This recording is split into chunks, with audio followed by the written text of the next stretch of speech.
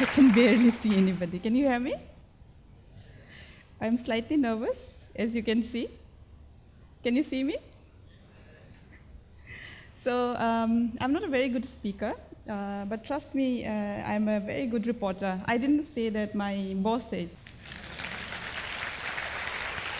So since I am here, and since I cannot see you all, so I'll just imagine that I'm talking to myself. Now we are here face to face with each other, so might as well listen, right? Right? Okay, thank you. So I cannot even run away. I have all these, things stuck on me. So I'm going to be speaking on there is no journalism if there is no honest reporting. So you all know what's a reporter's job, right? So are we doing a good job? Okay. So a reporter's job is to put forward facts, right, which is not distorted and which is accountable. We owe it to ourselves and to all our readers, and it's to ask ourselves and the powers to be. But unfortunately, I'm not very sure if we are doing a right job or if we are doing a good job. If you look at the amount of polarization that the media has managed to do, I'm not even sure if we are doing a good job. And since I've heard from you that we are not doing a good job enough, I will try and tell you how the system works, right? Today you'll see that a lot of people, a lot of media persons have ended up as spokesperson of various organizations, of political parties, and of individuals. They are just spokespersons. They are not journalists, right? So and you'll have to accept that they are not doing their job. And I, as a journalist, feel very ashamed of the fact that some of us are not doing the job that we took on, and we have ended up as a propaganda tool. So how do we negotiate this route? I mean, very difficult route. How do we share reports? How do we share information, right, without distorting the facts? Because we are here to state facts, we are here to report facts, but sometimes it comes with a price, right? If you are part of the propaganda, you might be making a lot of money. It's easy for you. But if you do your job, if you state facts, then it could mean spending time with your lawyers. I and my boss, we spend a lot of time with our lawyers, and sometimes it's not nice. You would rather be in the field reporting than sitting with lawyers and also negotiating their fees. Lawyers are very expensive. And for a small newspaper like ours, sometimes we wonder, we struggle. But that really have not stopped us from doing what we have chosen to do. That is, as I say, report facts. And I'll tell you the price that we have paid. The office has been vandalized more than 4 times. My colleagues have been beaten up, and there are more than 5 pending cases in the court. So I'll tell you one thing, in India, if you report facts, if you state facts, if you do your job, you could be taken to the courts, which I have learned over the last 16, 17 years of my work. But we have a job to do, that is, we owe it to ourselves and we owe it to our readers, and that is what keeps us going. And also the fact that we have to make a choice in our lives. For me, writing is a choice and was a choice, and it is something that gives me comfort. Now, you might be wondering, why would anybody find comfort in writing and being intimidated and being chased? But I'll tell you what, it gives me comfort, as in like I'm able to express myself, and I have reached a point in my life where I can say that writing is, it is something that gives me energy to write more, and it is something that keeps us going, keeps me going, and my team going. But what is most important is that truth needs to be told.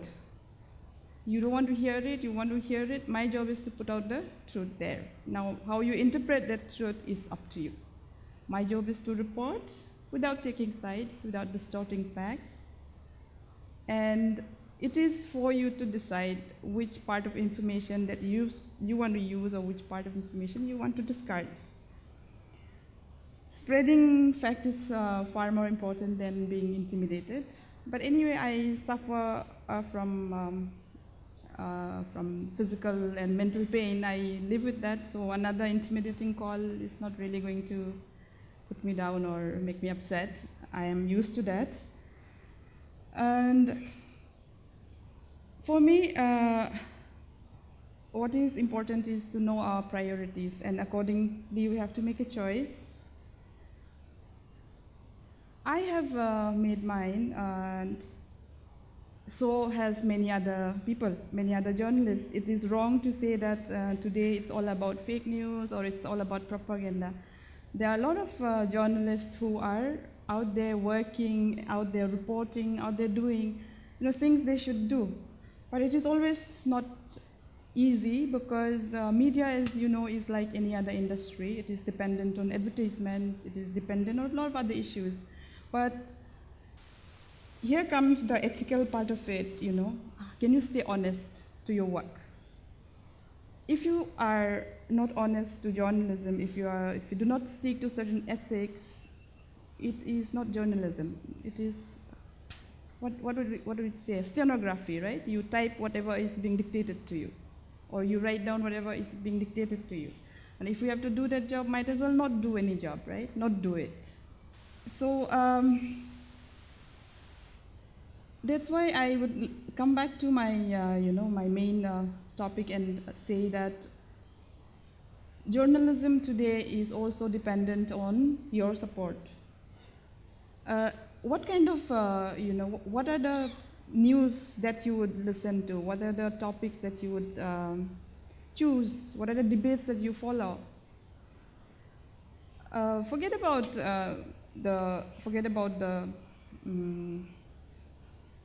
these small newspapers who, like the one that I work with, doesn't really have much of influence at the regional or the national level. But a lot of newspapers out there, a lot of web portals out there, they can make a difference, and it's a choice that they have to make, and it's a choice you as readers, you as listeners, you as viewers has to make.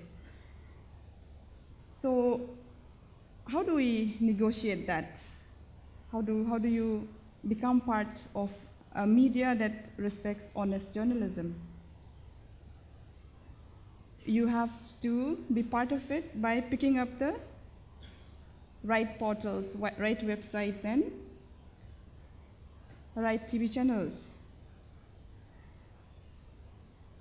So I don't know, I'm not dictating which one you should, but there are a lot of channels out there, not a lot, but some out there who are doing honest job, and who are asking the right questions, there are a lot of guidelines, so I'm not supposed to,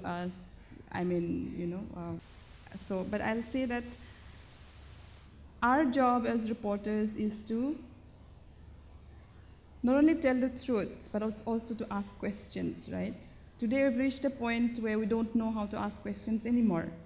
Now that has to change, and I'm sorry to say that not going as it should be. Sometimes we have ended up as a press release, dependent on press releases. And press releases are not journalism, it's press release, right? So for that, what we need to do is support journalism that is honest, support not financially, but support. You'll see that, especially in the web portals, there's some amazing work being done, and all they need is a little bit of support, a little bit of information, that a little bit of questions that has to go, and you need to ask them as well. Are they doing? Sometimes we become complacent and we're like, okay, we're doing a good job. We don't want to go beyond this, but you have to put the challenges, and they have to live up to that challenges. But that also doesn't mean that you get shot, right? It's not a very pleasant thing to be, shot for doing your work, or to be intimidated for doing your work. But I'll tell you one thing. Sometimes, I'm going to finish now. Sometimes bullets, if it doesn't kill you, it shapes you to become who you become. It shapes you to become the better person or a better reporter. I'm not saying I'm very lucky to be shot or very lucky to have been intimidated or assaulted, but it has given me a purpose. It has given me a purpose in my life where I'm able to say, this is worth doing it. Thank you so much for your attention, and also